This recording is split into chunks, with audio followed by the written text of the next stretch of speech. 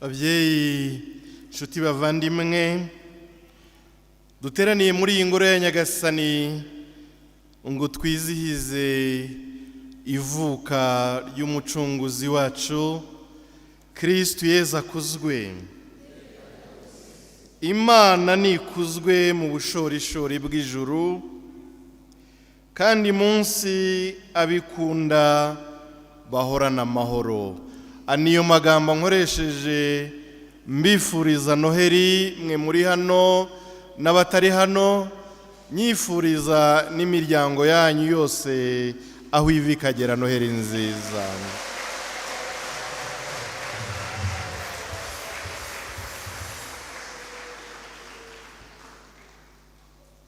Mu gihe nk'iki umwarimu wa gategisimu, abarimu ba gategisimu mwubahwe, bafurere ndabareba n'ababikira mwubahwe cyane. Umwarimu wa gategisimu yabajije umwana ati Noheri twibutse iki?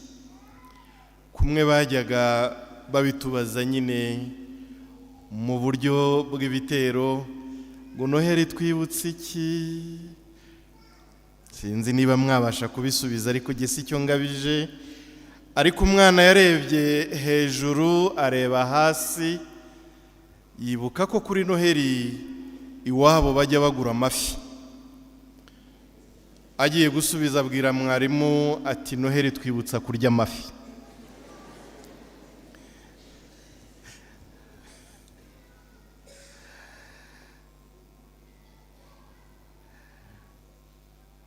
Ntawamuseka muri ibi bihe turimo, ibi bihe isi yacu irimo.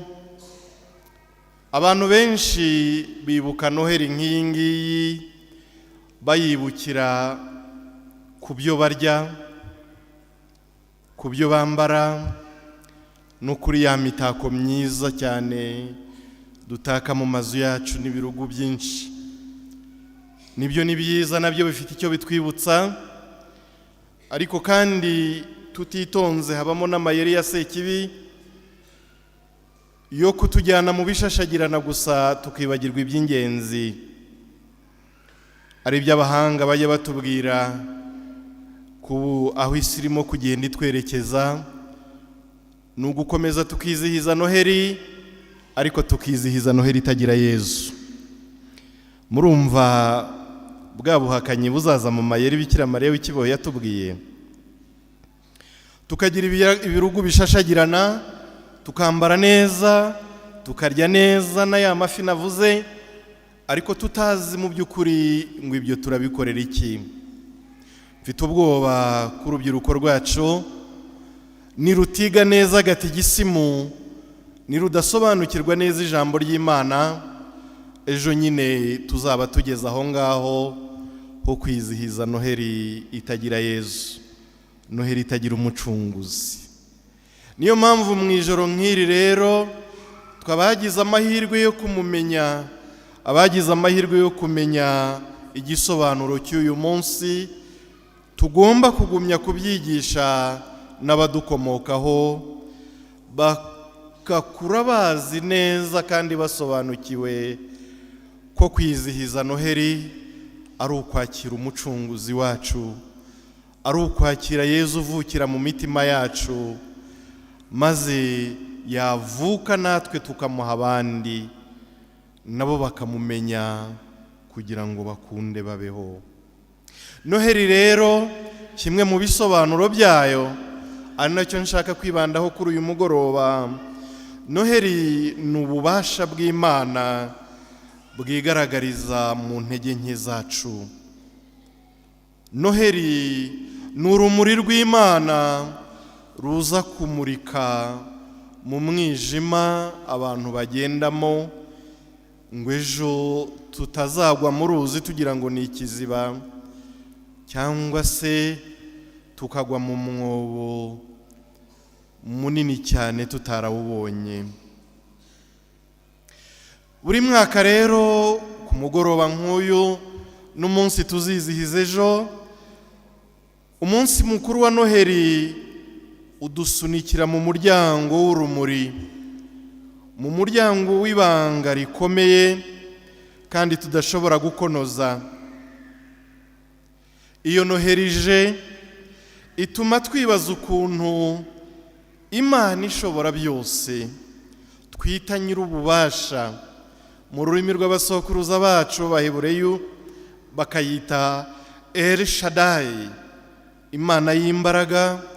Bibaza uburyo yaciye bugufi bingana gutya ikanyura mu nda y'umubyeyi Bikira Mariya, igaca bugufi bungana gutya maze ikavukira ahantu haciye bugufi no mu bantu baciye bugufi, maze yagera muri twe ikitwa Emmanuel, Imana turi kumwe.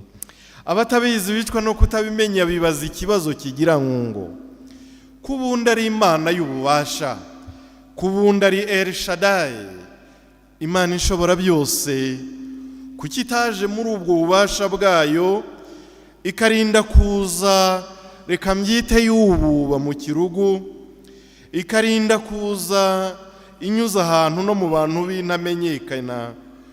Kuki itaje mu buhangange bwayo ngo maze icane urumuri rwake, igaragaza ububasha bwayo, itsinda bikuza bave mu byimbo byabo, maze yicaraho bari bicaye nk'Imana ishobora byose?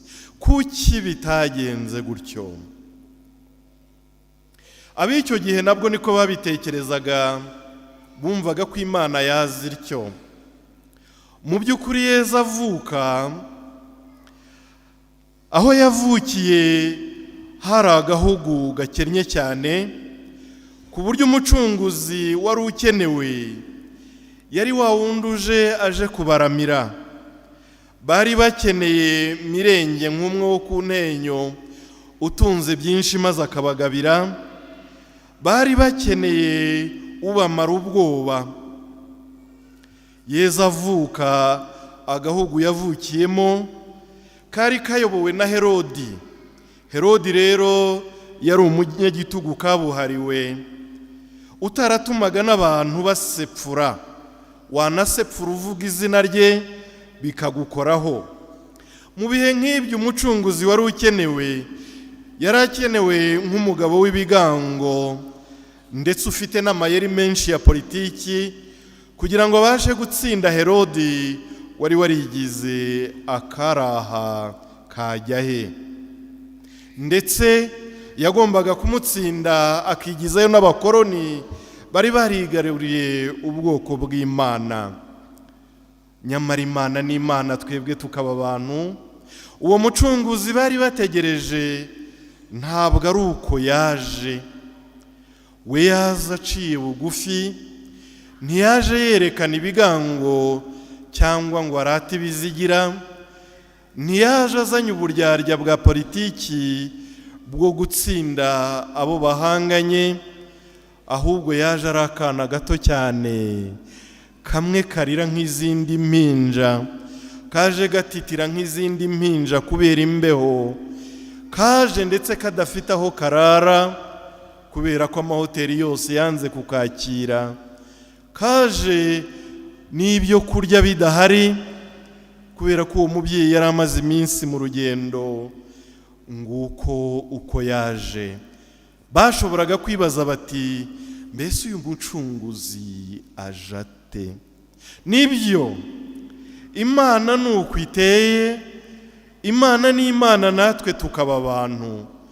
Ntabwo irata ibizigira imbere y'ibihanganye, ahubwo Imana ica bugufi kugira ngo muri kwa guca bugufi kwayo yerekane ubuhangange bwayo. Aho ngaho bari bashonje, ntiyaje yikoreye imifuka y'ibiryo byo kubaha, ahubwo yaje kubigisha kubana kivandimwe, ngo maze n'uduke bafite badusangire. Kandi ni nkaho yababwiraga ati, ahatari umwaga uruhu rw'urukwavu rwisasira bangahe harya? Ngo 2, ubanza ari 7.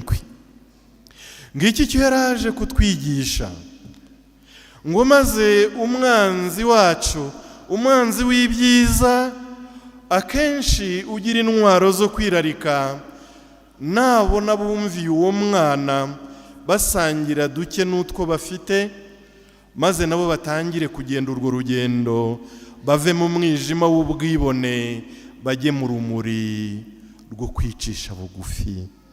Nguwo umwami twakiriye muri iri joro. Aho ngaho byari bikomeye, aho Herode yari abamereye nabi ndetse n'abakorera batabaha impumeko, bari bazi ko amahoro aturuka mu ntambara, bari bazi ko amahoro aturuka mu bizigira binini.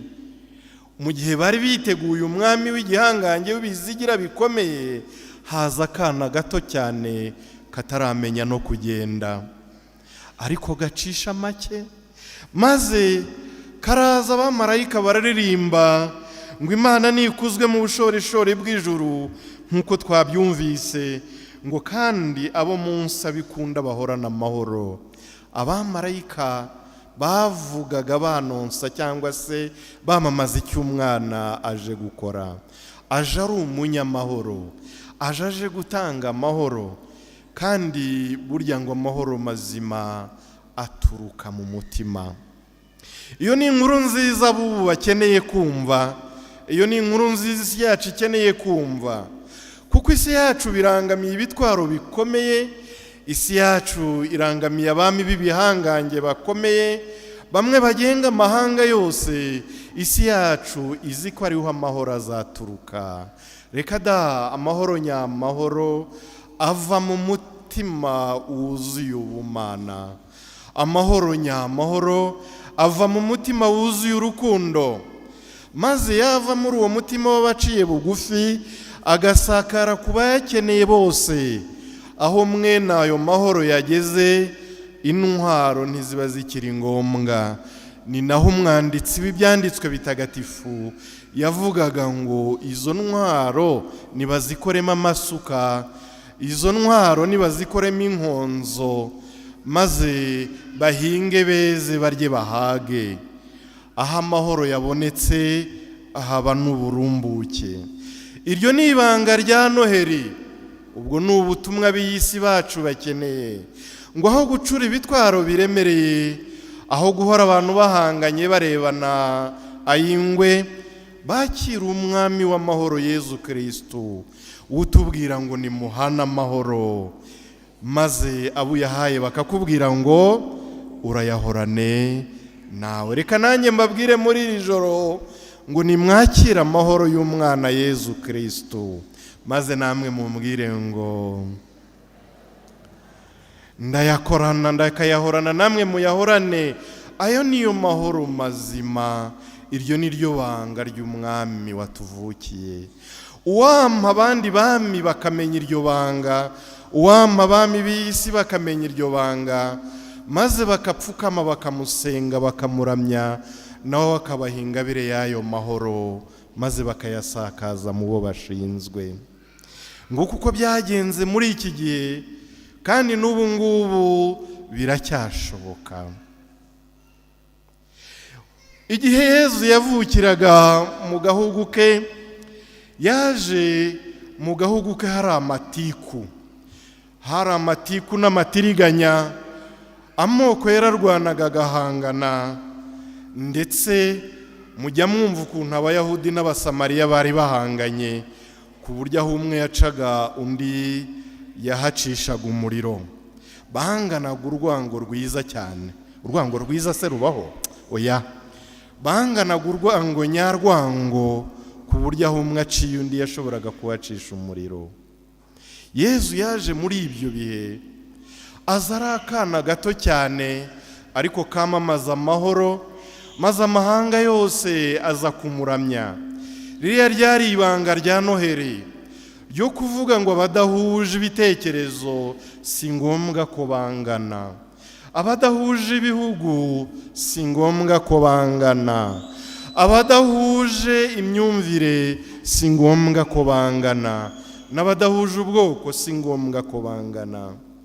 Abari bapfukamye imbere y'ako kana bose ntibari bahuje inkomoko ndetse ntibari baziranye, ariko igihe bahuye na Yezu bose bamenye ibanga yari abazaniye. Bamenye ko yaje ari umuhuza w'ijuru n'isi, bamenye ko ari umuhuza w'abantu. Ngiryo ibanga ry'iri joro twizihiza, ngo Yezu watuvukiye akavukira mu mitima yacu, aduhuza uko bimeze kose, ahuza abahanganye kuko badahuje amoko, ahuza abahanganye kuko badahuje ibihugu, ahuza abahanganye kubera ko badahuje ibitekerezo, maze twese naduhuriza mu rukundo rumwe, tujye turirimba kandi twishimye ngo Imana nisingizwe mu ijuru, mu bushorishori bw'ijuru, maze abo munsi bahorana amahoro, niyo baba bafite ibyo badahuriyeho, bahuzwe n'umwami wacu Yezu Kristo. Ngiryo isengesho ryo kuri uyu mugoroba. Iri banga rya Noheli rihisha urumuri. Ubwo ndimo kugenda ngera ku musozo, rifite urumuri rukomeye cyane rwinjira mu mwijima w'ibi bihe byacu. Ibi bihe byacu birakomeye cyane, uburyo umwihariko w'umwijima, sinzi niba mujya mugenda mu mwijima ngo mubyumve, kuko amatara iwacu hano ikigararaka, ariko abigeze bagenda mu mwijima barabizi. Uzi ko imbere yawe uhabona igishyitsi cy'igiti ukagira ngo ni umuntu ugutegereje ngo akugirire nabi? Ibyo namwe byababayeho ra? Maze wakigera imbere ukabunda uti yewe muntu uri aho ngaho, ubanza mwebwe bitarababayeho? Ugacika ururondogoro ugenda uvuga ngo yewe muntu, kandi nta n'umuntu uhari. Abagenda mu mwijima baragowe, abagenda mu mwijima bikanga buri wese. Uhura n'umugabo ukagira ngo arakugirira nabi, wahura n'umugore ukagira ngo araza kukuroga, wahura n'umwana ukagira ngo aragutera ibuye. Abagenda mu mwijima bahorana ubwoba. Ibanga ry'iri joro ni ukudukiza ubwoba, kubera ko ari umuri. Nuhura n'umuvandimwe wawe urumuri rumumurikiye, niho uzabona neza ko asa n'Imana, niho uzabona neza ko afite isura y'Imana. Naho abagenda mu mwijima bagenda bikanga babaringa. Ni nayo mpamvu burya abavandimwe bacu, kuko ukamwita inzoka, ukamwita impyisi, ukamwita bihehe, njya ngira ubwoba, kuko mujya mubibona ko kuri social media ubu byeze. Bariya ntibaramenya ibanga ry'urumuri rwa Kristo. Iyo wamenye rero urumuri rwa Kristo, umuvandimwe wawe areka gusa n'inyamaswa, areka gusa na bya bindi tubita byose, maze ukamubona mu bwiza bw'Imana. Umunsi uzatangira kugenda, umuvandimwe wawe ntumubonemo ibibi agendana, ahubwo ukamubonamo isura y'Imana, witeguye guhora uyitunganya ngo nawe ase n'Imana. Uzaba warahuye na Yezu kuri Noheli, uzaba warahuye n'urumuri rw'Imana. Reka nitureke kugenda mu mwijima tubundabunda. Uzi ko abantu bagenda mu mwijima, n'umuntu ujeje kukugirira neza umwikanga, ukagira ngo ari bukugirire nabi. Ibyo wenda hari ahandi tuzabyumva, ariko impamvu burya kenshi ntawe twizera nuko tutarakira urumuri. Ntiturakira urumuri rw'ivanjiri, ntiturakira Yezu watuvukiyemo, ngo maze uwo mwana rumuri, iyo Mana muri twe, iyo Mana yigize umuntu, ibe urumuri rucanye ku maso yacu, maze tumurikire isi yacu. Uwampa ugahura nawe, uwampa twese tugahura nawe, byose byazahinduka bishya. Kandi impamvu mbasabira guhura nawe, nuko ibihe biri imbere bizasaba abantu bahuye na Yezu, abantu bamenye Yezu mu kigare. Abo ngabo turababaje cyane, abo ngabo murababaje cyane. Hahirwa abantu bahuye nawe, urumuri rwabo rukabamurikira, kuko no mu gihe cy'umwijima bazajya birahira ngo uwo nahuye nawe ndamuzi, nta kindi ushobora kumbeshya. Ngurwo rero urumuri twizihiza kuri uyu mugoroba, nguwo umwami abamarayika basingiza kuri uyu mugoroba, nguwo ubatubwira umwami w'amahoro twumvise mu isomo rya mbere, umwami w'ubuhanga n'ubwenge tumvise mu gitabo cy'umuhanuzi Izayi.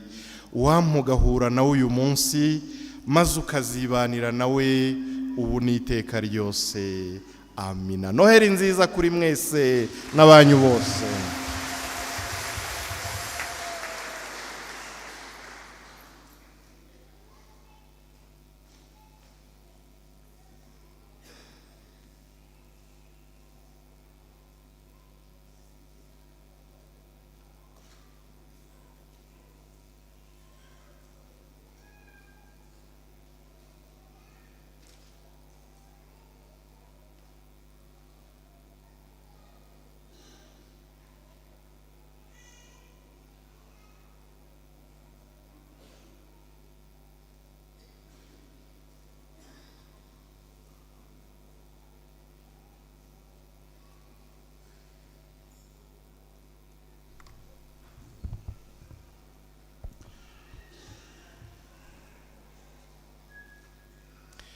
Nimuhaguruke twamamaze ukwemera kwacu.